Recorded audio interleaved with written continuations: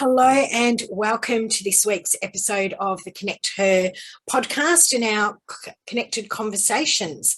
So we have been covering off a little bit around money. It's particularly at the moment with what's going on in the world, it's important to stay connected with our cash flow and what we're doing, and so much so in our business because so many businesses are suffering at the moment. So I am very, very lucky that I have with me today my special guest who is not only a Connect Her leader, but is also a smart spending coach for savvy women. And I'm talking to Tricia Northeast. Hi, Tricia. Hi, Lee. How are you today? I'm good, thank you. Very exciting to be here today. Oh, I'm really excited with this whole conversation today because you work with women who are cash strapped and have no idea where their hard-earned money is going. And these women have finally had enough of the stress that invades the space, their being, their family peace and harmony, and that you work to help them rebuild their trust in themselves and to reconnect with their loved ones by planning their spending so that they can easily pay bills, still have some money left over to enjoy life and family, as well as not having that feeling of being deprived or restricted. And with your company, One Full Table, and you being a certified spending planner, I'm sure you have been able to help a lot of women. And I know when I was growing up, that was something that I really struggled with was, saving, and they'd give you a credit card at the drop of a hat. And so you had all this money that you thought you could spend, but you didn't realise at the end of the month you had to pay it back. So, so tell me how you got into numbers and money and planning around money. Bitter experience, really. Hate to admit it, like a lot of other people. We were fortunate enough not to get a couple of redundancies along the way. My husband had worked for many years. He finished up this job and we got a redundancy, got an influx of money, kids were 2 or 3. And we lived like we had 2 incomes for another year or 2, It took a little bit of time. I went back to work full time. My husband was off work and doing the home duty stuff. But we really didn't curb our spending and the way we went about it. And I had, I hate to say it now, no real financial literacy. And while, you knew your parents didn't earn nearly as much as we did, yet still we couldn't manage with 2 kids and the incomes we had. And the credit cards came in, and as you say, you're 18, you get a credit card in the post and you go, in those days, the bank used to send you a credit card on your 18th birthday and say, congratulations, here's your card. And not understanding how that all worked was a real thing. And anyway, so we did that. And then I got retrenched after another 15 years. I got retrenched and we really didn't, we were in a better situation, but I really didn't have a great know-how of how to do it. We'd done budgets, but they didn't work. They looked back at what you've spent, where we had in June and December massive bills. We would have, we had all of our, when we got the first retrenchment, one good thing that we did do was we took out life insurances and things like that. So we had our estate planning in place, but the bills came in June and just before Christmas. They were, for substantial bills, probably. Yeah, $4.5 to $6,000 each quarter, each half rather. And I could never manage to have enough money in the bank at the right time. A couple of months out, I'd go, oh, shit, I need this money in the bank in a couple of months' time. How am I going to pay for it? It'd go on the credit card, then I'd have to pay it off and everything else. But even though I had a budget in place, it just didn't work as such. And then a couple of years ago, I came across this spending plan, and it was just an eye-opener and a relief, because I know now exactly how much money I need in the bank today to pay my bills for the next year.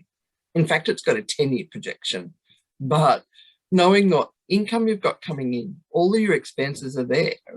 And so I no longer have stress with these lumpy bills. So the June and the December, the bills are still there, but I've got money in the bank now to pay for December because I know what's coming and going, and it just evens it all out. And it's, yeah, can I just tell you, I just breathe a lot easier now, knowing what it is, what's coming in, what's going out, and where it all needs to be on any given day. Yeah. No, it's funny because, as I said, I was given a credit card when I was 18 and very excited, you know, went off to Q, bought a new dress, went and bought some shoes. Mobile phones came out, so I put a mobile phone on the credit card, and all of a sudden, you know, I'd gone right up to the max. So so my goal was always to get rid of it, which I think I still have a credit card, but I'm not telling my husband. But what I came across, and it sounds a little bit similar, and I don't even know if it's around anymore. It used to be called money bags. And you would, it was a book, and you would get all your bills for the year, and you'd divide it out by however many pays you had, and you had little bags in this book, so you knew that when your pay came, this had to go in here, that had to go in there, and it was one of the ways that actually helped me save towards getting the deposit for my home, my first home that I bought.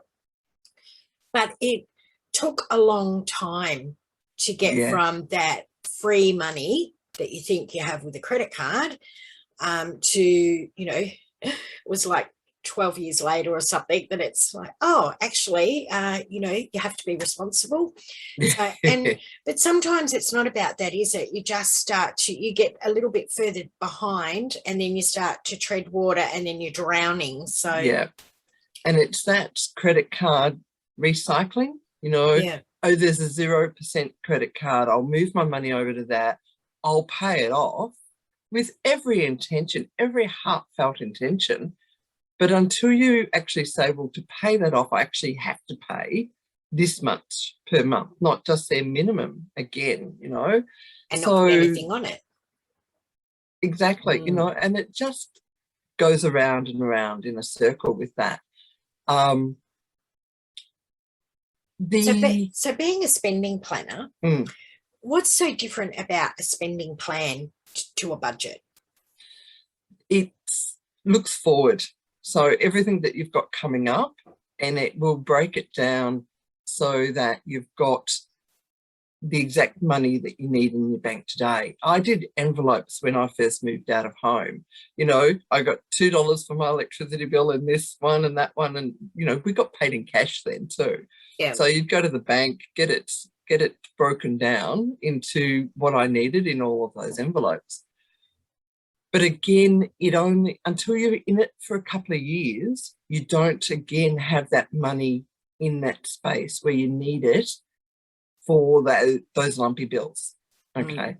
So that's that's where the spending plan comes in. It just has the money in the bank, or, you know, I don't even need to know what people earn, but I can tell them how much money they need in their bank based on what the bills are coming up. And a spending plan is not being restrictive. It's giving you money to spend.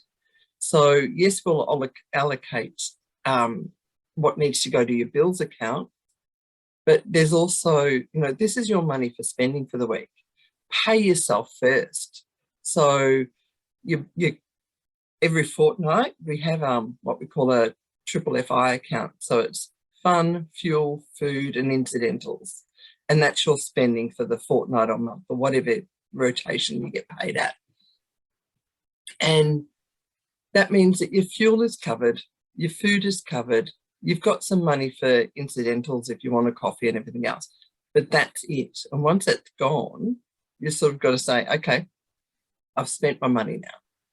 But if you wanted to, like if you've got a wedding coming up, we can put that in the plan so that you've got your new shoes and new outfit or whatever you might need. You generally get a bit of notice that something like that's coming up, and you can put it in so that there is another entry for it. But we don't need to put in, you know, $5 for coffee every week and things like that, because you have an incidentals account as well that, you know, you can just go tap and go as you go. Say it. Fantastic. And I'm assuming too that you could use this in a business sense as well.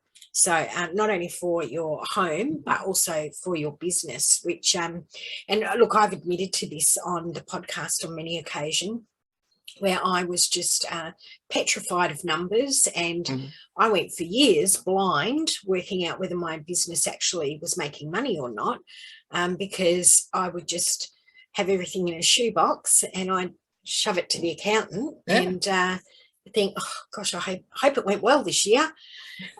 Where the last 12 months I've actually got a spreadsheet where everything that is coming in and going out, I know at any particular part of the month exactly where the business is.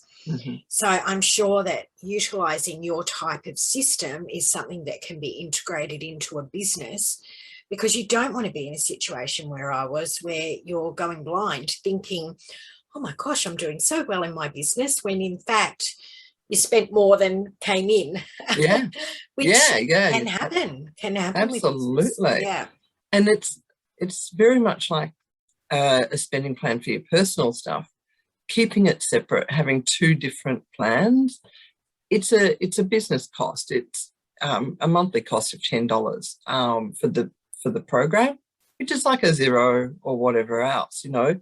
It just means that you have a full list of what you've got, and putting it in a plan like this also too, you see, like with your home one, what you're really spending your money on and how many subscriptions you're still paying for that you're not using. So it's an awareness of, do I really need that? How long since I've used the professional edition of Canva or whatever? Do I need to have that still? Can I drop back to an unsubscribed one? And when I start doing, you know, production and stuff like that, maybe I'll up it again, and pay for the subscription.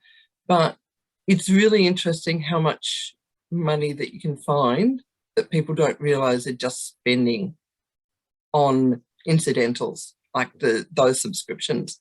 Scribe, you know, a book listening app, or Kindles and things like that. People go, oh, I haven't used that for a while. A meditation app, there's another, you know, $7 a month or whatever. That's right. So it's really interesting. You can actually save, just by doing this exercise, you can actually find thousands of dollars that you're just spending without realizing it. Oh, absolutely. I know that one of the things that I was doing was my, you know, our electricity and gas bill, we were just paying. And it wasn't until actually a lady that comes to one of our Connect Her meetings, I got her to relook at them, and it blew me away that there was about $800 worth of savings over a year. Well, $800 is the fuel for us to go away in our caravan. You know, like that is our holiday. So so you want to be able to grab that sort of do you also find, Tricia, that it also helps people to rein in? Like, they might think, I don't want to live in this suburb anymore, I want a bigger house, I want to build a new house or something like that. So I need to rein in my spending. I don't need to have Netflix and binge and Prime and so they say, right, this is all I'm going to do, and what I'm saving there I'm going to put towards a deposit to a new home or something like that. Absolutely. The projections that we can do is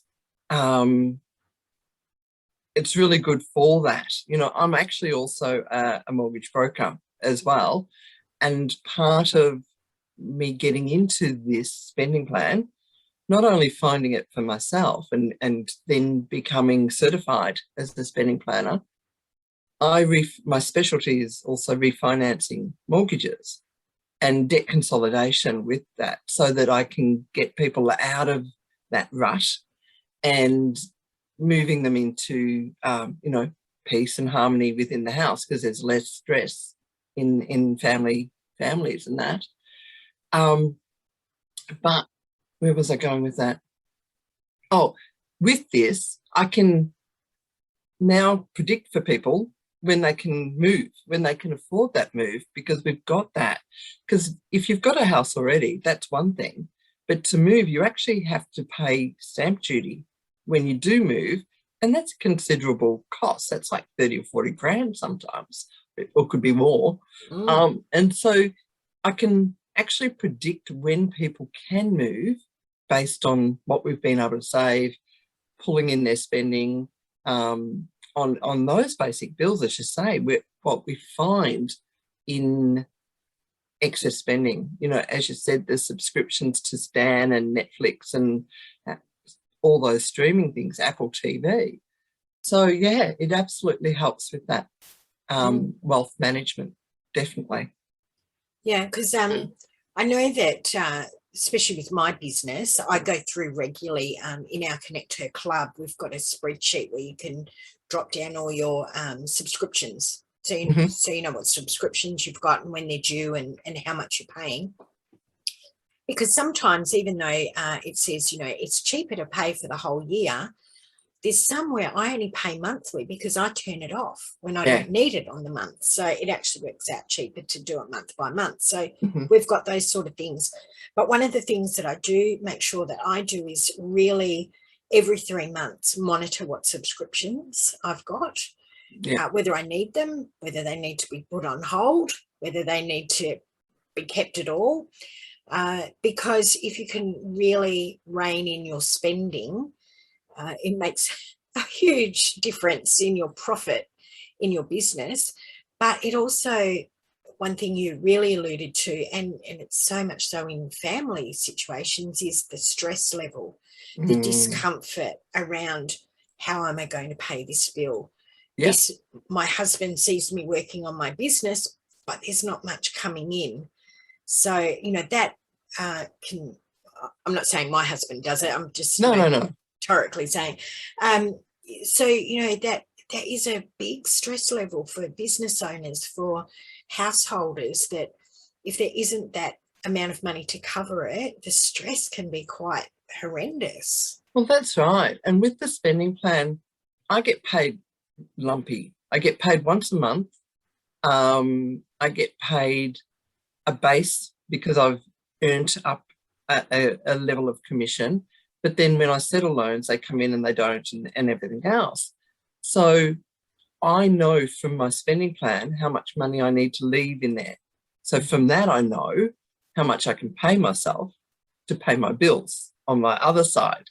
But I know what I need to leave in my business accounts because I know what spending I've got coming up. And, again, it's very much like my personal expenses. They're lumpy, they come and go, and sometimes I get a big influx of income and then I won't have anything because I've taken a couple of months off or been quiet or whatever has happened. I work I work a lot of hours, but I also have some time off. I'm self-employed. I can come and go as I do. So sometimes, it's just that base income that I get, and that doesn't cover all the bills. So the spending plan allows me to know exactly what I need to leave in the bank, as I said. So, yeah. And so, even when you're starting to look at different types of businesses, you've got business coaches and life coaches that might sell a big package this month, but that is, live like a queen, that's right, or a king for that month, and then you've got another 6 months where you haven't got that income coming in because it's being paid up front in a package. So you don't want to be living like a pauper for those other 5 months. So, exactly. And this is, not just business and life coaches. This is trainers. You've got all sorts of different business owners that have that, as you call it, lumpy income, where it comes up really high and then it scoots down low for a period of time, unless you've got a consistency of clientele coming in, buying packages and things like that. So that makes a huge difference, I'm sure. It does. And even with it too, you can program it so that you say, well, I'm paying myself fortnightly, even though I got paid so much at the very beginning. You can work it out so that exactly, then you've got your personal income coming in and you know what your bills are and everything else when you move it to your personal out of your business. So yeah, it's definitely like that. And I'm not alone, as you say. A lot of people live like this, particularly us self-employed people, that, yeah, absolutely lumpy. Yeah, absolutely. Now, we are going to take a short break while we have a message from our sponsors. So we'll be back straight after this.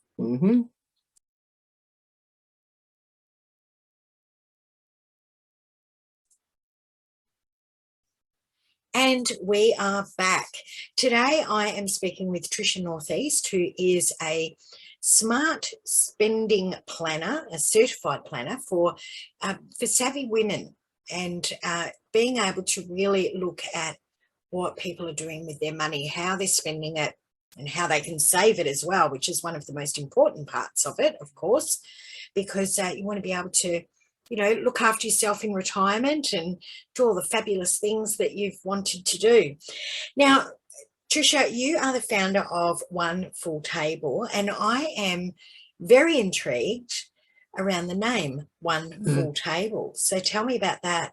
Yeah, it's not exactly an obvious spending planner name. It doesn't have spending planner in it, but it comes from my heart. It's very much based around, I work with women who are stressed about, as you mentioned in the introduction originally, stressed about money and whether it affects them personally, internally, or their family around them. And, so many marriages and relationships break up because of a disharmony around money. Somebody might be a spender, somebody might be a saver. It's a very touchy topic, even in a relationship, So my thing is about creating quite a harmony, family harmony, relieve that stress, and things just change in a relationship when you don't have financial stress and financial discourse. And so One Full Table is around, it's all about sitting down at a table that's laden with food, surrounded by family and friends, or even just your intimate family, the two of you, if that's what it is. But it's about that peace and harmony around the family table. And that knowing that one of the getting rid of the stress about money is knowing where it's going, what it's doing, what's coming in, what's going out. And just that's where the One Full Table came from, basically. It comes from my heart. It's about that family unity and sitting down around a table. Having a feast, not a famine. Yeah, absolutely. Yeah. Fantastic. Absolutely. I really love that. I think that's fantastic because you are right. I grew up in a family where, we weren't rich and money was a subject that was not discussed with the children, but it was certainly something, I grew up in an era where Dad had to go off to work and hard work and long hours so that there was food on the table and the house was paid, the mortgage was paid, and also an era too when interest rates were like up at 18 and 19% when I was at school, and I think high school actually it might have been around there. So that put added pressure on the family unit as well. So putting kids through school. Plus, there was also a petrol crisis at the time. I don't know if you remember that, where there was petrol scarcity. And then we had this 18% interest rate. So all of those things, long hours of working, and, you know, that does put a stress. So having that, it's such a beautiful analogy of that one full table of food, you know, a feast, for the family. Yeah. Yeah. Yeah. And I love nothing better. I mean, I hate COVID, but there's nothing better than having family and friends around the table. You know, Yeah. we never served our food out on plates and then put it on the table for the kids. It's always been just all the dishes out on the table, help yourself, you know, what you want. It's always good food. Well, sometimes. It's always, you know, very often good food, hardly ever not, but it's full of food, you know, and for the, obviously, you know, the amount of people that are there, but that's my image. That's what I love, you know, and so having that and the conversation around the table is just where it comes from. I love it. It's such a, as I said, a beautiful analogy, which leads me to ask, say we want to be around that lovely full table, what are the benefits of actually using a money coach? Yeah, well, money's a funny thing. It's not just something that comes into your wallet and goes out.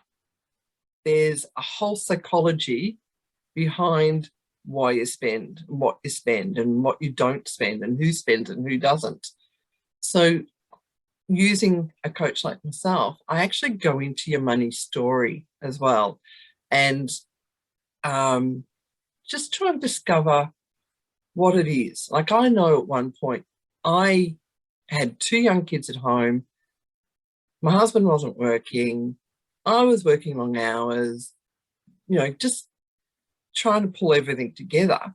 I'd go to the grocery store and I'd sit and have a cup of coffee and a cake.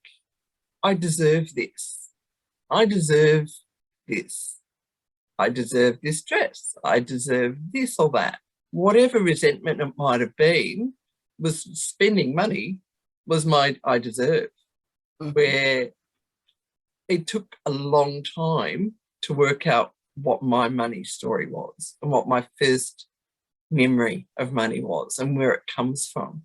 So working with people around that will help with the process, because that's my story, you know. Other people have stories of living with poverty and growing up in it, and therefore they don't spend or they splurge. So it can go both ways, you know. So yeah, getting into that coaching, getting into that side of things is really powerful in moving forward. I remember when I first moved to Melbourne from Perth, and so I actually didn't know anybody in Melbourne, no family, no friends, and I was setting up a company for another company, you know, for this company. And on the weekends, I would be so lonely that I would go to the shops. Yep. And what do you do when you go to the shops? You spend and you chat to the poor girl behind the counter. She was my new best friend, because, you know, the more you spend, the happier she was to chat to you. And so I would come home with bags of clothes and shoes and handbags and makeup that I didn't necessarily need, but it was fulfilling a need. So I totally get where you're coming from. So what are the other benefits of a money coach?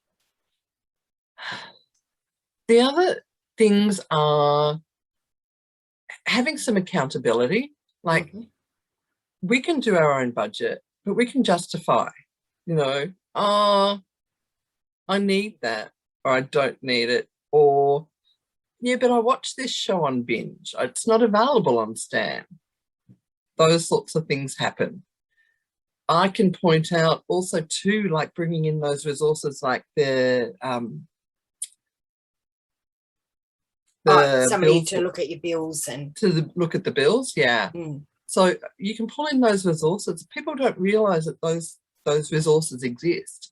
So I have a lot of connections with that, particularly with being in Connect Her and running the the meetings that I do and the beautiful people that I've met along the way, you know, you've got those resources that you can pull on.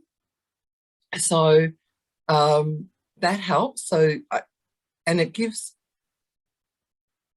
I try and keep people accountable because, you know, it might blow out and it can take a couple of years to just turn all of that around. You know for well that it's what you need to do, but there's that other side of you, the little voice on your other shoulder. I deserve this. Yeah. I deserve that. I turned it around I turned it around by saying, I deserve to be healthy. I deserve to be in a nice house. I deserve to not eat cake and not drink alcohol because I deserve to be healthy. So I'm still using the deserve word, but I've just turned it around to a better way. Improve the story. Yeah. Indeed. Yeah. It's amazing when you do some work on your wording and your thought patterns. And again, I've shared on the Connect Her podcast, I did a lot of work with EFT tapping on my fear around numbers. And that was what was holding me back because it was easier to throw all my receipts in a box and forget about it for a year and not be accountable. That and it wasn't until I, you know, did the work on myself, did some tapping, released all that fear around numbers, that it's like, oh, I actually love doing my books at the end of the month, seeing exactly, you know, making sure that all my income goes in and what I'm actually making out of the business. And it's a completely different mindset. Yeah. So having a look at your numbers, getting into your spending plan, knowing where you're at is just, I love it.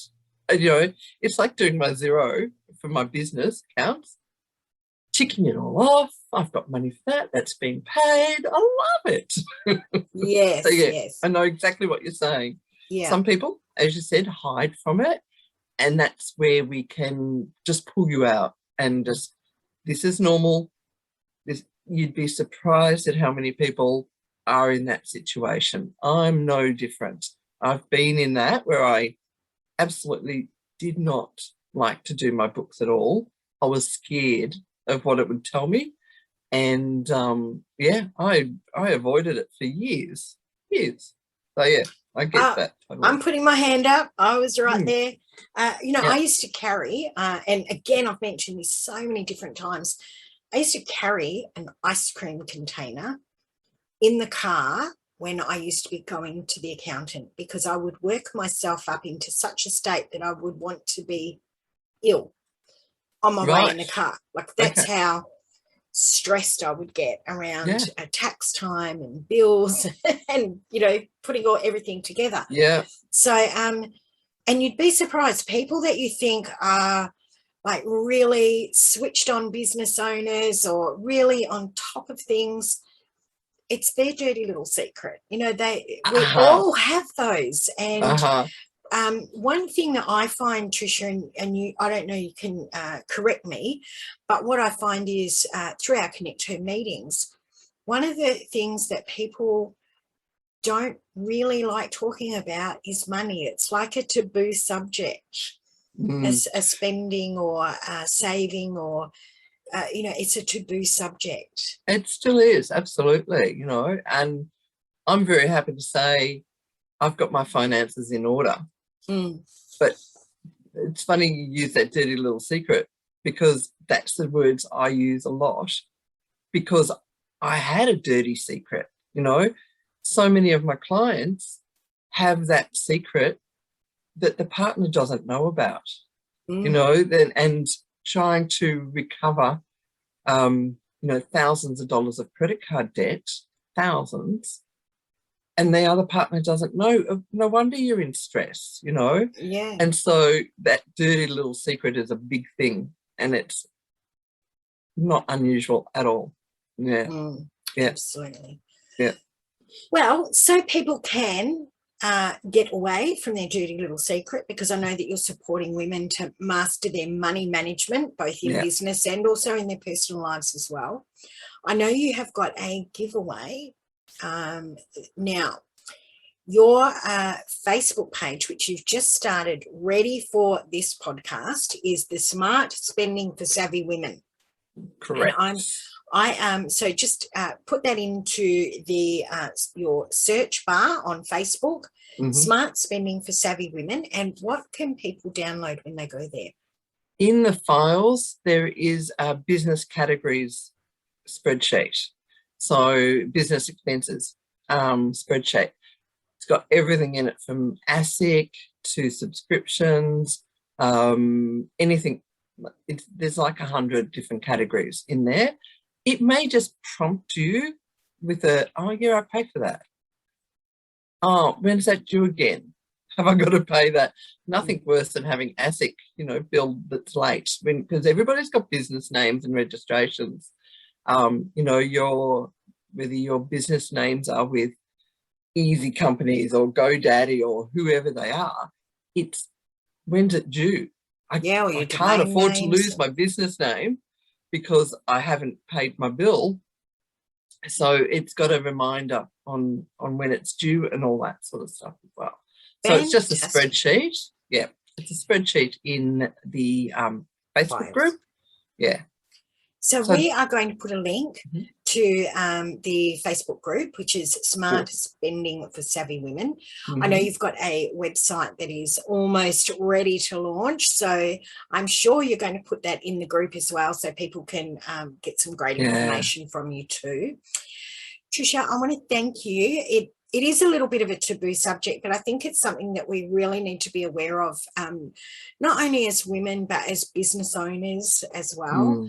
And, if we can all sit around that full table and have a harmonious meal and enjoy it with our family, whether it be around business or whether it be around our personal life, I think that makes a huge difference. So I do want to thank you. You can also get in contact with Tricia by going to the Connect Her website, look under West Meadows or Meet the Leaders, and you can connect with her there. But also don't forget that Facebook group is Smart Spending for Savvy Women. And we will have the links in the show notes and everywhere that you are seeing this video. So thank you once again. Before we go, have you got 3 quick tips for business or for women around spending and saving or saving?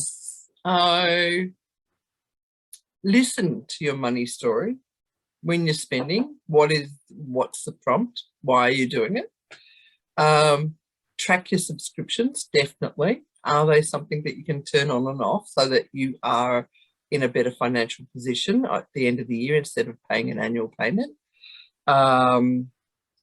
Multiple streams of income is always good. So as I said before, with the lumpy income, maybe if you've got something else you can do halfway through, not only will it help bring income in, but at odd times it'll be there for you. There's our 3. Oh, that's 3. There you go. You did really well. There you go. Well, we should keep you on for longer and get lots of more tips.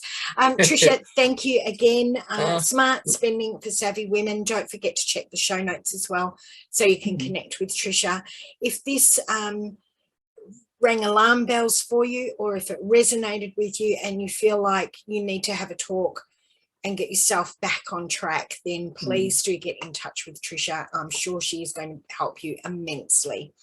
So once again, thank you. No, thank you, Lee. Really appreciate the opportunity as well. And always lovely to chat with you. Fantastic. Thank you. Thanks a lot, Lee.